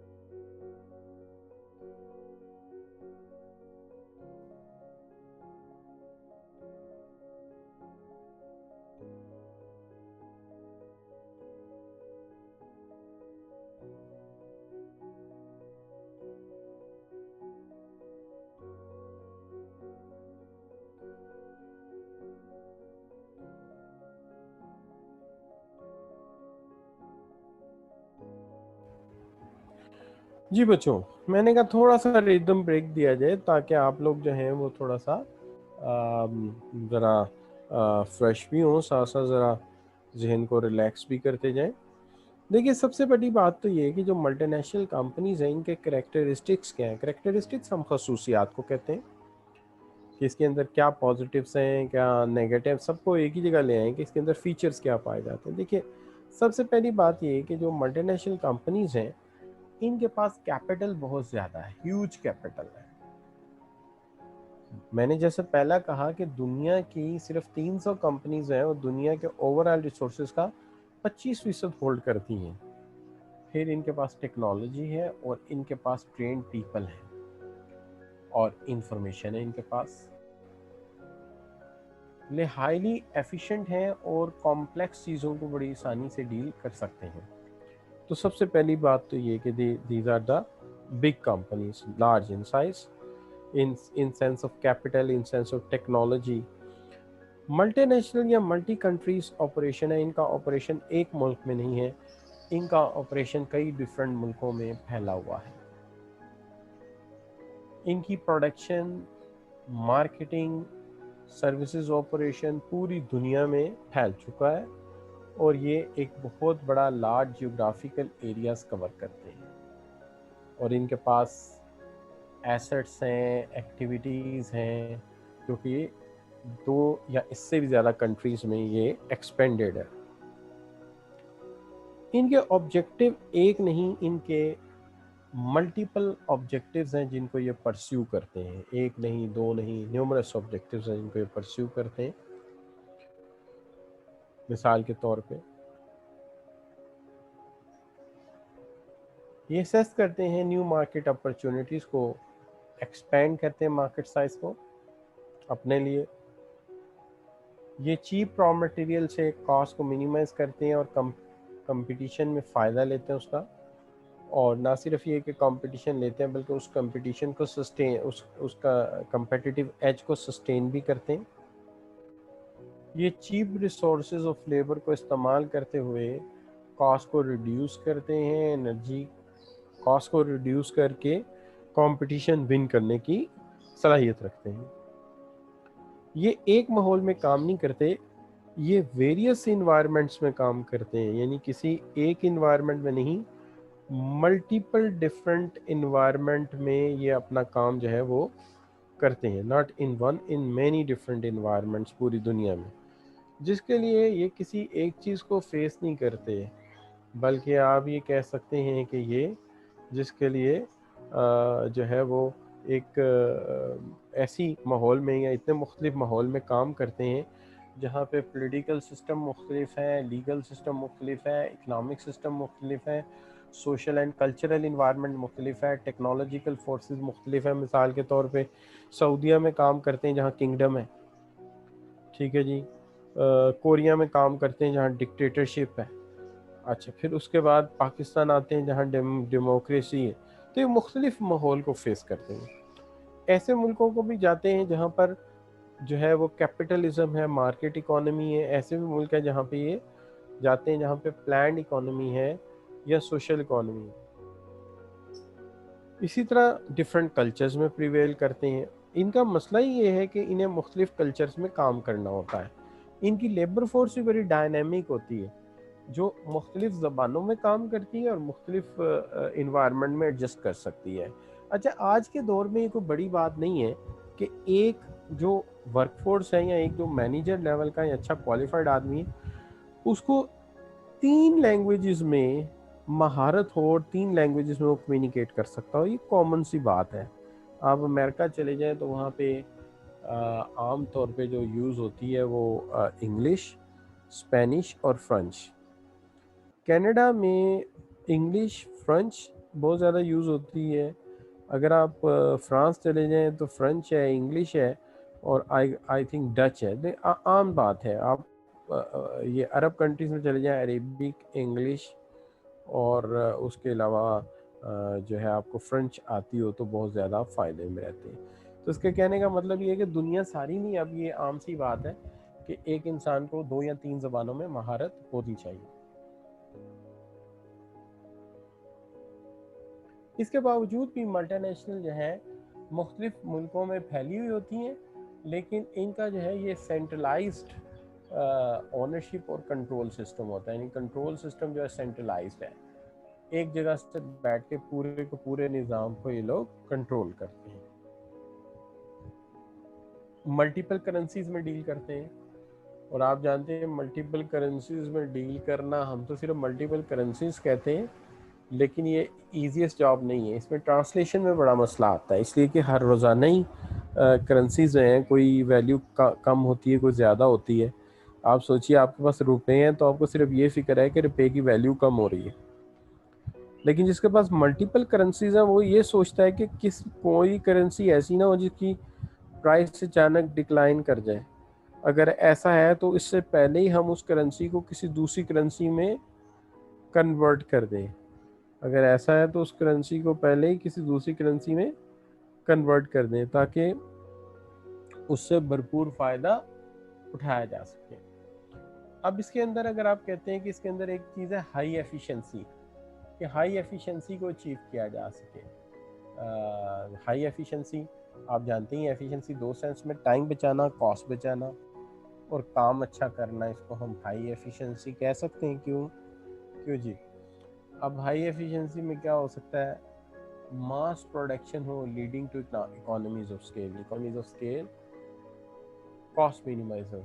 आप जानते हैं हम जब लॉन्ग रन कॉस्ट कर्व बनाते हैं तो कैसी होती है? इस तरह की होती है, जितना आप ज़्यादा प्रोडक्शन बढ़ाओगे कॉस्ट मिनिमाइज होती चली जाएगी। एक ऐसे स्केल पे या इतने लेवल पे जाके प्रोडक्शन की जाए कि कॉस्ट बिल्कुल कम हो जाए। अगर यहाँ मेरे एक्स एक्सिस हैं, अगर यहाँ पे मेरे एक्स एक्सिस है ये, तो कॉस्ट बिल्कुल एक मिनिमम टू मिनिमम लेवल पे चली जाए, यानी it's arise somewhere health very much minimum level, बहुत ज़्यादा कम से कम हो जाए। और फिर इसके साथ ये भी चीज़ है कि use the advance technology to increase the speed of production, कि टेक्नोलॉजी एडवांस की जाए ताकि स्पीड ऑफ प्रोडक्शन ज़्यादा से ज़्यादा हो सके। और फिर उसके बाद professional management and marketing skills, अपनी प्रोफेशनल मैनेजमेंट और मार्केटिंग स्किल्स को इस्तेमाल किया जाए ताकि उससे भरपूर फ़ायदा उठाया जा सके। तो ये मुख्तलिफ़ चीज़ें हैं जो मल्टीनेशनल के हवाले से हम करते हैं। लेकिन यहाँ पे अब आगे दो ऐसे टॉपिक आ जाते हैं जो इम्पॉर्टेंट है। एक टॉपिक ये है कि हम जितनी भी कंपनीज़ हैं वो क्यों इंटरनेशनलाइज होना चाहती हैं, क्यों डिफरेंट मुल्कों में जाती हैं, तो इंटरनेशनलाइजेशन कैसे करती हैं।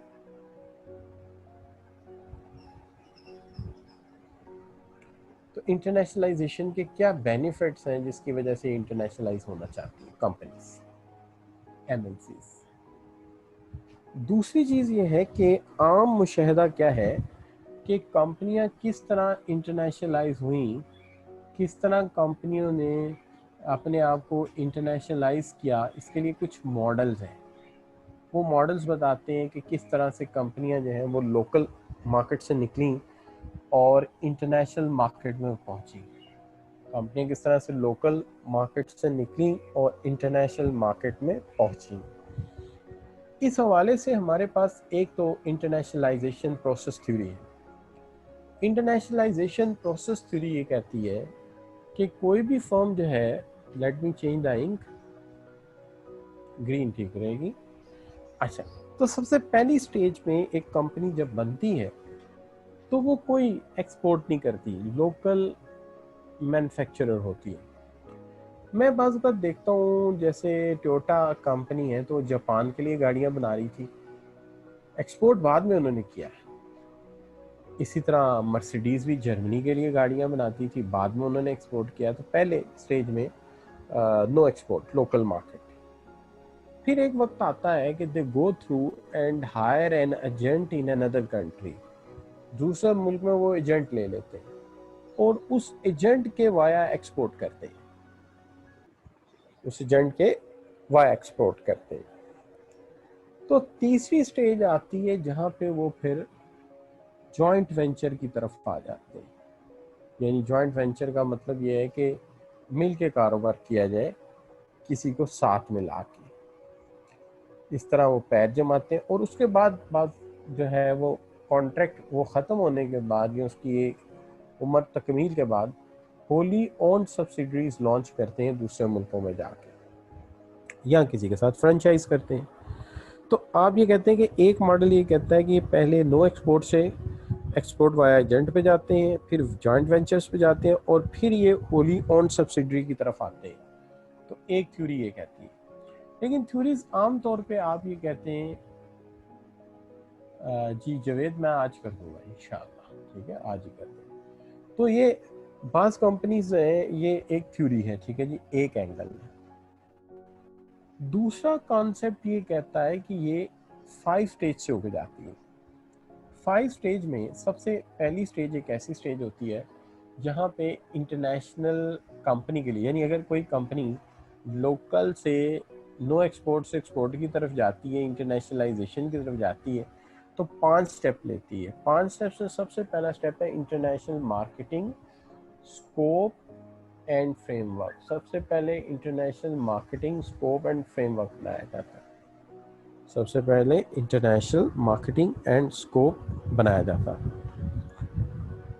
फिर दूसरी स्टेज एक ऐसी आती है जिसमें इंटरनेशनल मार्केटिंग इन्वायरमेंट इस्टेब्लिश की जाती है। Means they establish the international marketing environment. ये इंटरनेशनल मार्केटिंग इन्वायरमेंट जो है बाकायदा तौर पे इस्टेब्लिश की जाती है। फिर एक वक्त आता है जिसके अंदर इंटरनेशनल मार्केटिंग स्ट्रेटजी बनाई जाती है। यानी पहला काम ये है कि इसका स्कोप और स्ट्रेटजी फ्रेमवर्क सोचा जाए, थिंकिंग। फिर उसकी इन्वायरमेंट को समझा जाए। बड़ा ही बेवकूफ़ आदमी होगा जो किसी जगह जाए लेकिन उधर का माहौल को पहले रीड ना करे। इसी तरह बिजनेस भी ऐसे ही है कि पहले स्कोप डिसाइड करो, कितने बड़े पैमाने पे जाना चाहते हो, फिर इन्वायरमेंट का एनालिसिस करो, क्या ये माहौल आपके लिए साजगार है या नहीं है। फिर माहौल को समझने के बाद आप फाइनली हिकमत अमली बनाते हो, जिसको आप स्ट्रेटेजी कहते हो या प्लान कहते हो। उसके बाद इंटरनेशनल मार्केट में एंट्री स्ट्रेटेजी सोचते हो कि एंटर कैसे होना है, ठीक है जी। तो how to enter in the market, इसके लिए आपने पोर्टर 5 फोर्सेस भी पढ़ा था, पोर्टर 5 फोर्सेस भी पढ़ा था, और आपको याद होगा आपने जो है वो कंपेटिटिव स्ट्रेटेजीज भी पढ़ी थी, जिसके अंदर लो कास्ट लीडरशिप, क्वालिटी लीडरशिप, और उसके अलावा जो है क्वालिटी फोकस। अगर मैं आपसे कहूँ कि ये लास्ट लेक्चर की भी बात, ज़्यादा कोई पुरानी बात नहीं है, लास्ट लेक्चर में ये सारी पढ़ाई थी। तो ये आप स्ट्रेटेजी डिसाइड करते हो और फिर आप अलाइन करते हो अपनी स्ट्रेटेजी और परफॉर्मेंस को, कि जो स्ट्रेटेजी रखी है उसके मुताबिक आपकी परफॉर्मेंस हो, यानी आप इवेल्युएशन भी करते हो। इस तरह से फर्म्स हैं 5 स्टेज प्रोसेस के तहत इंटरनेशनल मार्केट में निकलती हैं। So this is one of the way.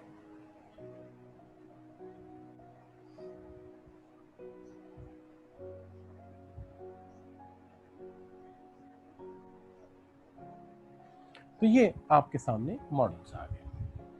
अब आ जाता है benefits of going multinational. Multinational बनने में फायदा क्या है कंपनीज को? देखिए, मल्टीनेशनल क्यों होना चाहती है हर कंपनी? कहते हैं जी एक बात तो ये है कि मल्टीनेशनल होने से ओनरशिप ऑफ सुपीरियर टेक्नोलॉजी आपको मिल जाती है, प्रोडक्टिविटी बढ़ती है, ठीक है जी, सुपीरियर क्वालिटी प्रोडक्ट आप बना पाते हैं। दूसरी चीज़, रिसर्च एंड डेवलपमेंट आपको बहुत अच्छी मिल जाती है, हैवीली R&D पे आप काम करते हैं, और फिर प्रोडक्ट डिफ्रेंशिएशन कर पाते हैं आप इनोवेशन की वजह से दूसरों के साथ, दूसरे मुल्कों में, ठीक है जी। और मैनेजरियल स्किल्स का जो फ़ायदा है वो तो आपके पास फिर डेफिनेटली है ही है। फिर लोकेशन एडवांटेजेस हैं। वो कैसे? जब आप मल्टीनेशनल होते हैं तो फिर आपके पास रिसोर्सेज ज़्यादा होते हैं, फंड ज़्यादा होते हैं, उसके साथ साथ आप पास रिलेटिवली चीप लेबर होती है, सस्ती लेबर होती है, और क्वालिटी ऑफ रिसोर्सेज बेटर हो जाती है आपके पास, क्योंकि जहाँ से आपको अच्छे और सस्ते रिसोर्सेज मिलते हैं आप ले जाते हैं। और फिर उसके बाद ये कि फॉरेन कंट्री अवॉइड करते हैं to avoid transport cost and traffic, कि आप फॉरेन कंट्रीज में कारोबार इसलिए भी करते हैं कि जहाँ से एक मुल्क से बना कर दूसरे में भेजेंगे तो आपको ट्रैफिक कॉस्ट भी पेयर करनी पड़ेगी, उससे भी आपकी बचत होती है। तो इसलिए आप कहते हैं कि मल्टीनेशनल होना चाहिए, नेशनलाइज होना चाहिए। ठीक है जी। और फिर आप जब इन मुल्कों में जाते हैं तो यहाँ की गवर्नमेंट अपनी इकोनॉमिक ग्रोथ के लिए बहुत सारे इंसेंटिव्स भी देती हैं जिससे आप फ़ायदा उठाते हैं। इसी तरह अगर आप देखें तो बहुत सारे एडवांटेजेस और भी हैं, जैसे कि जब आप दूसरी मार्केट में जाते हैं तो बहुत सारे न्यू प्रोडक्ट्स, न्यू रिसोर्सेज आपके सामने आते हैं। इसमें लेबर रिसोर्सेज हैं, न्यू आइडियाज़ हैं, न्यू टेक्नोलॉजी हैं। अब जैसे मैं मिसाल देता हूँ कि सुजुकी कार मैन्युफैक्चरर जो है अपनी गाड़ियों की हेडलाइट अब ज़्यादातर मलेशिया में ही बनाते हैं। जब से वो मलेशिया में बिज़नेस लेकर गए, उन्हें पता चला यार गिलास इंडस्ट्री इधर की अच्छी है, तो इतनी महंगी बनाने की बजाय यहाँ से सस्ती ले लो। मार्केट शेयर आपका बढ़ता है।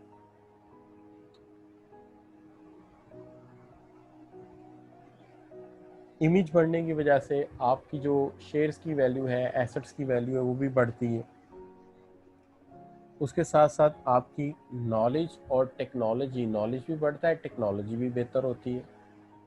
जिस मुल्क में जाते हैं जाहिर है वहाँ से कुछ ना कुछ सीख के आएंगे ना आप। ग्रेटर ऑपरेशनल एफिशिएंसी आपको मिलती है।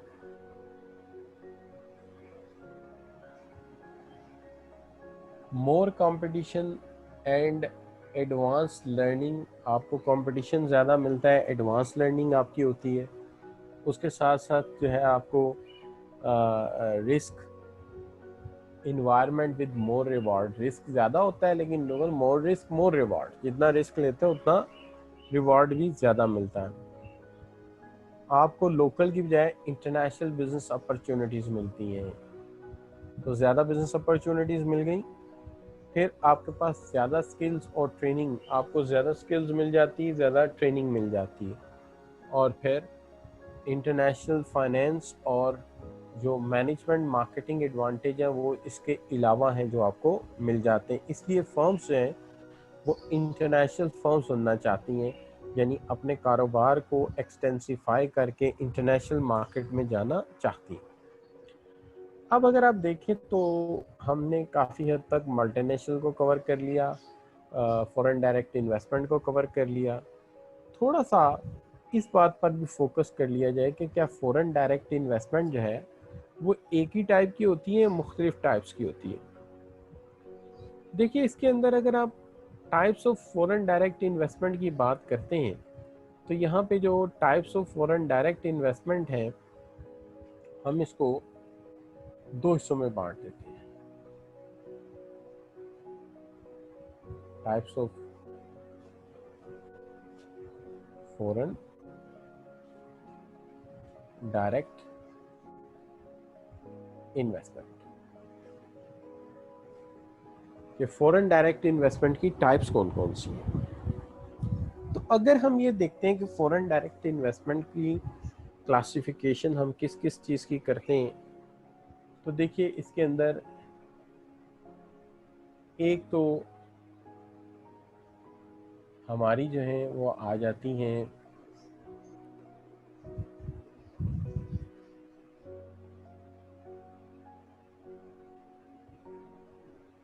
हॉरिजॉन्टल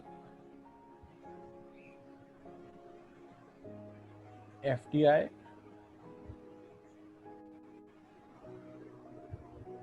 और दूसरी जो है हमारी आ जाती हैं वर्टिकल एफडीआई।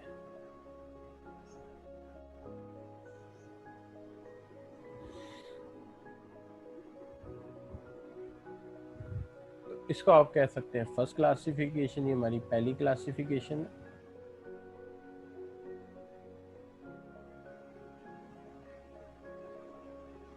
एक और क्लासिफिकेशन है, इसको आप 1 कह दीजिए, इसको आप क्लासिफिकेशन 2 कह दीजिए। तो जो सेकंड क्लासिफिकेशन है उसके अंदर आप इसको दो हिस्सों में ही बांटेंगे, लेकिन आप इसको कहेंगे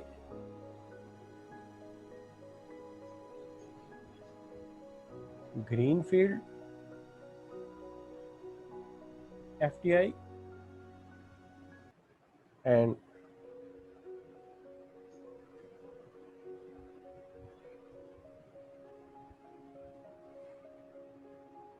ब्राउन फील्ड एफडीआई, दो तरह की हो गई। अब जो पहली क्लासिफिकेशन है उसमें हॉरिजॉन्टल और वर्टिकल एफडीआई। देखिए जो हॉरिजॉन्टल एफडीआई है इसके अंदर ये होता है कि एक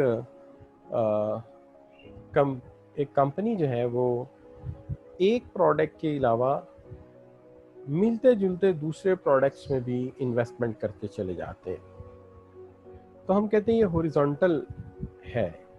इस तरह से हॉरिजॉन्टल है कि जैसे एक कंपनी आपके मुल्क में आती है और कंप्यूटर प्रिंटर बनाती है, थोड़े दिनों बाद वो लेज़र में भी इन्वेस्टमेंट कर देते हैं, लेज़र बनाना शुरू कर देते हैं, ठीक है जी। फिर आगे बढ़ते हैं तो वो कंप्यूटर मॉनिटर्स बनाने शुरू कर देते हैं, स्कैनर बनाने शुरू कर देते हैं। इस तरह ये 3-4 मुख्तलिफ जगह पे इन्वेस्टमेंट शुरू कर देते हैं, 1 2 3 4 मुख्तलिफ जगह पे इन्वेस्टमेंट ऐड करना शुरू कर देते हैं। हम ये कहते हैं कि ये आपके जो है वो 3 डिफरेंट डायरेक्शंस में आपने काम किया। लेकिन बाज़ वक़्त ऐसा होता है कि हम इस तरह इन्वेस्टमेंट नहीं करते कि स्कैनर बना रहे हैं, कंप्यूटर बना रहे हैं, लेज़र बना रहे हैं, प्रिंटर बना रहे हैं, अगर ऐसा कर रहे हैं हॉरिजॉन्टल काम कर रहे हैं। बाज़ वक़्त ऐसा होता है कि हम वर्टिकल इन्वेस्टमेंट करते हैं। वर्टिकल इन्वेस्टमेंट इस तरह से है कि अगर हम मिल्क प्रोड्यूसर हैं या हम फ़र्ज़ कर लीजिए कार मैन्युफैक्चरर हैं, तो कार बनाने के लिए जो व्हील हैं, जो टायर हैं, वो भी बनाने शुरू कर दिए ताकि रॉ मटेरियल भी अपना हो। ये सबसे अच्छी मिसाल यूँ दे सकता हूँ कि अगर आप जैम्स बनाते हैं, ठीक है जी, अगर आप जूसेस बनाते हैं, जैसे मिचल्स हैं, जैम्स और जूसेस बनाते हैं, तो उन्होंने आगे यानी कि इसका डिस्ट्रीब्यूशन भी अपने पास ही रख लिया, स्टोर भी अपने बना लें, शॉप भी अपनी बना लें जहाँ पे बेचना, ठीक है जी। और अपवर्ड और बैकवर्ड दोनों सप्लाई चेन अपने हाथ में ले हैं, जैसे कि शुगर फैक्ट्री भी अपनी लगा लें और बागात भी अपनी ले लें।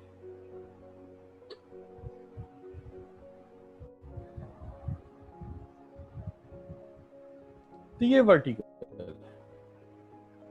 मुख्तसरन ये कि वर्टिकल उसको कहेंगे जिसके अंदर आपकी जो इन्वेस्टमेंट है वो उस प्रोडक्ट के बैकवर्ड चेन,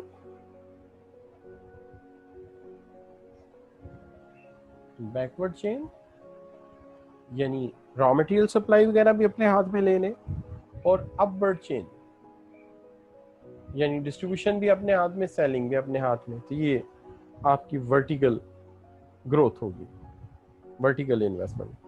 और हॉरिजॉन्टल ये होगी कि मिलते जुलते दूसरे प्रोडक्ट्स भी बनाने शुरू कर दें। जितने आप मिलते जुलते प्रोडक्ट्स बनाते जाएंगे उतना आपका एक्सपीरियंस बढ़ता चला जाएगा, उतना आप ज़्यादा जो है वो ग्रो करते चले जाएंगे। तो ये आ जाएगा आपका types of foreign direct investment के अंदर।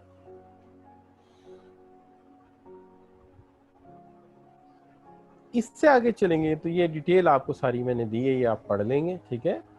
अच्छा, इससे आगे चलेंगे तो देखिए ये जैसे अगर आप ये देखें तो ये वर्टिकल है, यानी आप गैराज भी अपना ले रहे हो, कार भी अपनी ले रहे हो, इंपोर्ट भी हो कार के, मैन्युफैक्चरर भी हो, सप्लायर भी हो, अगर इस तरह हर चीज़ अपनी लेते जा रहे हो तो ये वर्टिकल है, ठीक है। लेकिन आप एक कार बना रहे हो, दूसरी भी कार बना रहे हो, तीसरी भी बना रहे हो, तो ये हॉरिजॉन्टल है, गाड़ियाँ मुख्तलिफ तरह की बना रहे हो, ये हॉरिजॉन्टल है और ये वर्टिकल है।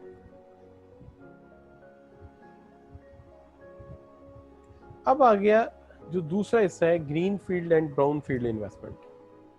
जो आपकी ग्रीन फील्ड इन्वेस्टमेंट है उसके अंदर आप ये करते हैं कि आप किसी दूसरे मुल्क में जाते हैं, आप कोई फैक्ट्री बिल्ड करते हैं, आप कोई जो है वो मैन्युफैक्चरिंग फैसिलिटी बनाते हैं, तो वो आप नए सिरे से बनाते हैं न्यूली, यानी कि you build from right from the beginning, तो that is build a new factory, new store. ये ग्रीन फील्ड है, उसकी वजह ये नया पौधा है, बिल्कुल। और ये आप काम स्टार्ट कर रहे हो, these new facilities are build from scratch. अगर आप स्क्रैच से शुरू करते हो तो ये ग्रीन फील्ड इन्वेस्टमेंट है, क्योंकि इसके अंदर आप ताज़ा पौधा काश्त कर रहे हो, ताज़ा चीज़ काश्त कर रहे हो, ताज़ा काम कर रहे हो।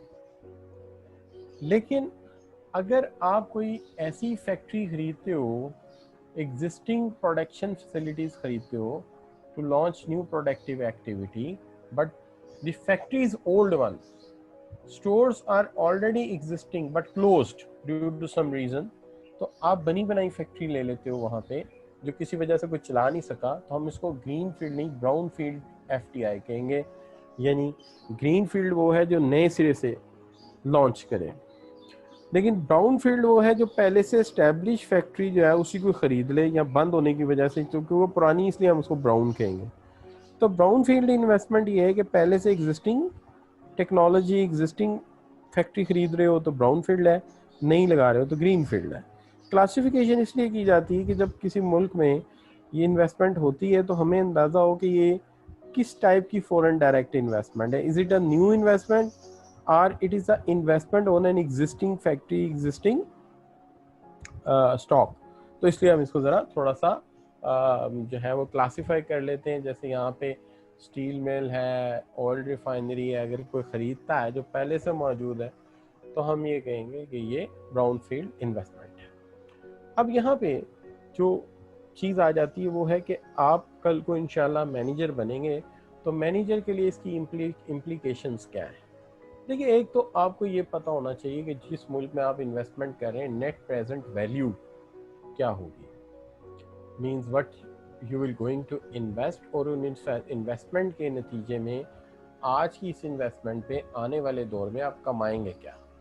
अगर आपको ये नहीं आता तो आप किसी भी मुल्क में इन्वेस्टमेंट या मल्टीनेशनल किसी भी कंपनी में काम करने की पोजीशन में नहीं है, ताकि आपको अंदाज़ा हो क्या कैश फ्लो रहेगा इन द लॉन्ग रन, पैसा लगेगा कितना और आएगा कितना।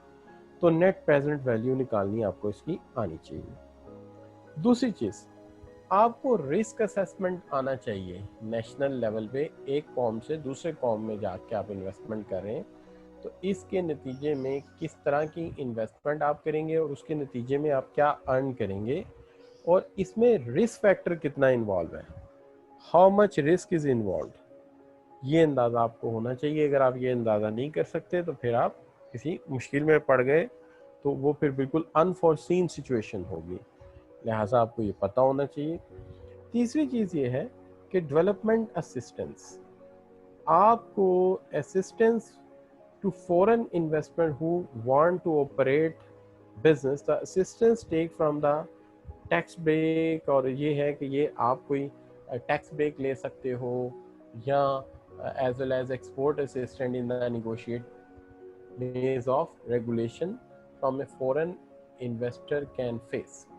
कि आपको अंदाज़ा होना चाहिए, असिस्टेंस लेना चाहिए जिससे मालूमात हासिल की जा सके कि आप किसी दूसरे मुल्क में इन्वेस्टमेंट करेंगे तो वहाँ आपको क्या क्या मुश्किलात हो सकती हैं, क्या क्या फ़ायदे हो सकते हैं, क्या आपको कोई ग्रांट मिल सकती है, लोन मिल सकता है, नहीं मिल सकता, क्या असिस्टेंस आपको मिल सकता है। वहाँ पे रिसर्च कंपनीज़ हैं, क्या वो आपको इंफॉर्मेशन ला के दे सकती हैं, नहीं दे सकती, ये सब अंदाजे होने चाहिए। उसके अलावा लोकल टैक्स लॉस का अंदाज़ा होना चाहिए, क्या कमाएंगे, कितना टैक्स देना पड़ेगा, टैक्स लॉस कितने स्ट्रिक्ट हैं, आप कितना को अर्न कर सकते हैं, ठीक है जी, क्या टैक्स अवॉइडेंस मुमकिन है या नहीं है, तो कि वहाँ पे कोई टैक्स फ्री जोन है जहाँ टैक्स ना लगता हो, तो ये सारी मालूमात आपके पास होनी चाहिए। तीसरी चीज़ इसके अंदर जो आ जाएगी वो ये आ जाएगी कि आपको पता होना चाहिए कि एक्सचेंज रेट क्या है, करेंसीज के एक्सचेंज रेट किस तरह से फ्लक्चुएट कर रहे हैं, उनमें रद्दोबदल कैसे हो रहा है, तब्दीली कैसे हो रही है, और किस तरह से आप इन मामलात को लेकर चलेंगे। क्यों कि एक्सचेंज रेट आप किसी मुल्क में भी इन्वेस्टमेंट करेंगे तो जाहिर है उसकी करेंसी में कन्वर्ट करेंगे, और जब कमा के लाएंगे तो उसकी करेंसी से अपनी करेंसी में कन्वर्ट करेंगे। तो एक्सचेंज रेट क्या है। इसी तरह आउटसोर्सिंग एंड लाइसेंसिंग, क्या उस मुल्क में आप अपनी कोई एक्टिविटी किसी दूसरे के जिम्मे लगा सकते हैं, आउटसोर्स कर सकते हैं और उससे आप कोई अच्छी क्वालिटी के प्रोडक्ट्स ले सकते हैं, तो ये या इनपुट ले सकते हैं किसी से, तो ये सारी चीज़ें असेस करनी पड़ेंगी। हम इस सारे टॉपिक को अगर रिव्यू करते हैं तो इस टॉपिक में आपने जिस जिस चीज़ को अभी तक स्टडी किया वो सारे के सारे को एक दफ़ा रिव्यू करते हैं हम।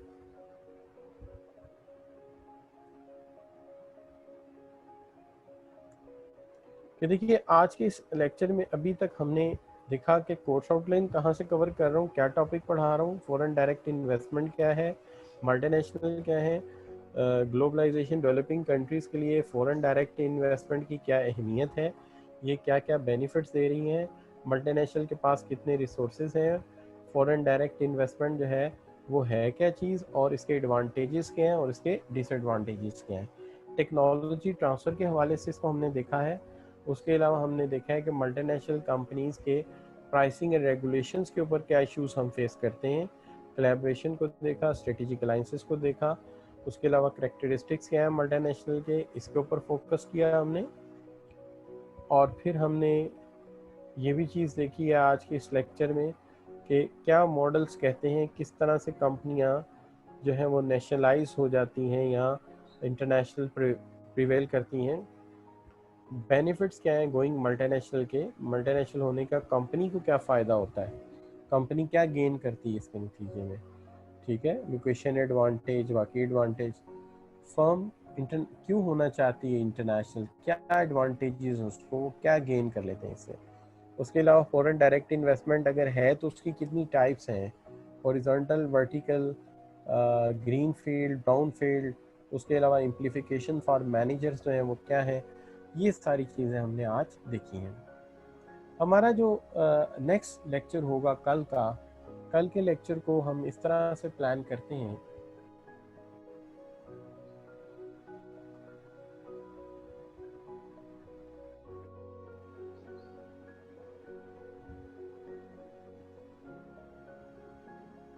मैं अभी बताता हूँ आपको।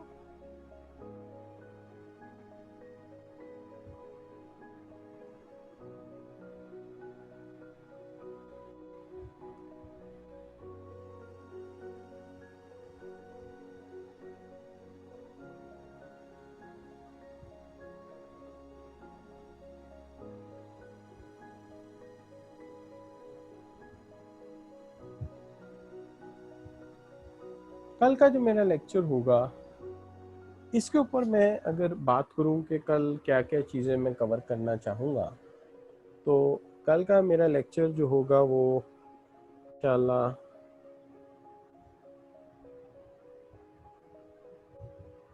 ग्लोबल बिजनेस इन्वायरमेंट पे बात करूँगा,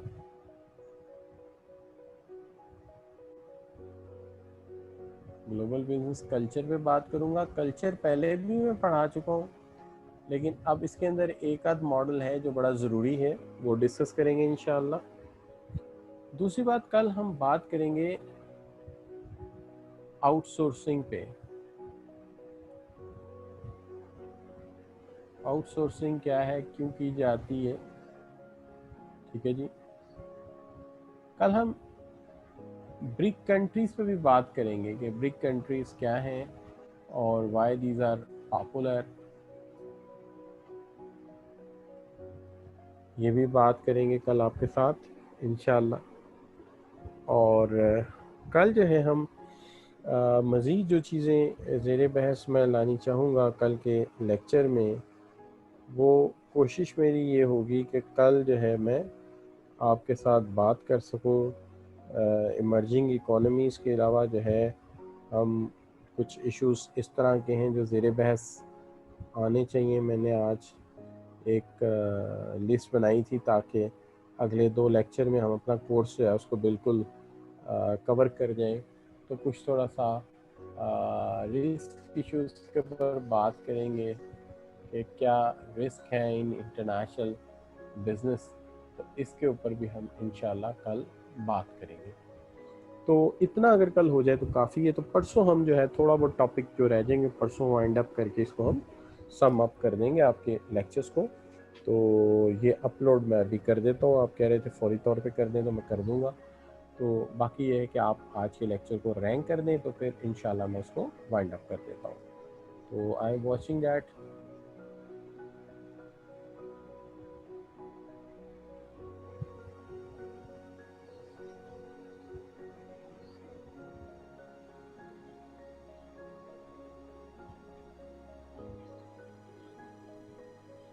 छोटी छोटी चीज़ें हैं, मैं साथ साथ बताता चलूँ कि जवाद बुखारी कहते हैं कि अगर एक मुल्क के पास इतने वसाइल ही नहीं तो वो R&D पे कैसे फोकस कर सकता है। आप बिल्कुल ठीक कह रहे हैं। जब नेसेसिटीज़ ही नहीं मिलती तो सर्च एंड डेवलप पे क्या काम करेंगे। तो मल्टीनेशनल का यही फ़ायदा है कि ये अपनी रिसर्च एंड डेवलपमेंट हमें दे देती हैं, जिससे कम से कम हमारा काम शुरू हो जाता है, हम फिर उससे आगे देख सकते हैं। अच्छा,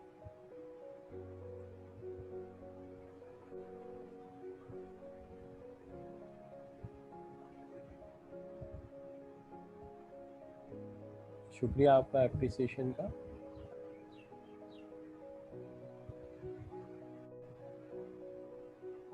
स्ट्रेटेजिक अलायंस ये होता है कि दो कंपनीज किसी एक शोबे में काम करती हैं और अपनी पहचान अलग-अलग रखती हैं।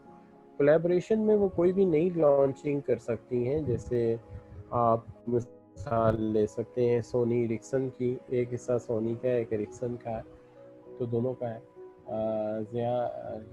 एक सवाल है कि पाकिस्तान में कौन सी 3 लैंग्वेजेस हैं। पाकिस्तान में Urdu is a national language, English is a second language, you see is international language, ये दो ही हैं। लेकिन तीसरी अरेबिक है, जो कि पाकिस्तान में बहुत सारे लोग जो अरब कंट्रीज़ में जाते हैं, और रिलीजियस लैंग्वेज भी हमारी अरेबिक है। अगर ये 3 आ जाए तो हम बहुत कुछ अर्न कर सकते हैं।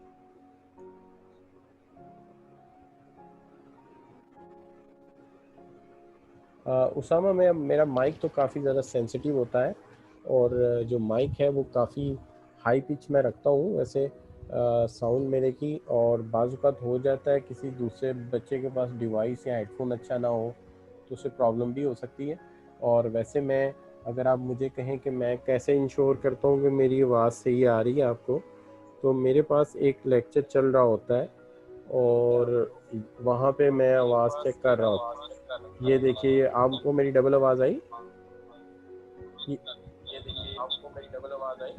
ये मेरा दूसरा डिवाइस है, जिस जिससे मैं चेक रखता हूँ कि मेरी आवाज़ आपको कैसी जा रही है।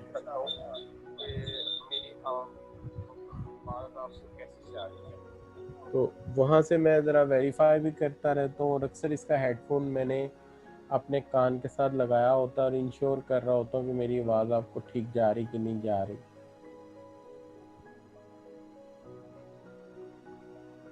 देखिए, मेरे जितने भी मामलात हैं वो लेक्चर तकरीबन अपलोड हुए पड़े होंगे वहाँ पे, वहाँ से भी आप सुन सकते हैं। ठीक है, तो मैं इंशाल्लाह कल इन्हीं टॉपिक पे बात करूँगा। Thank you very much for appreciation. अल्लाह हाफ़िज़।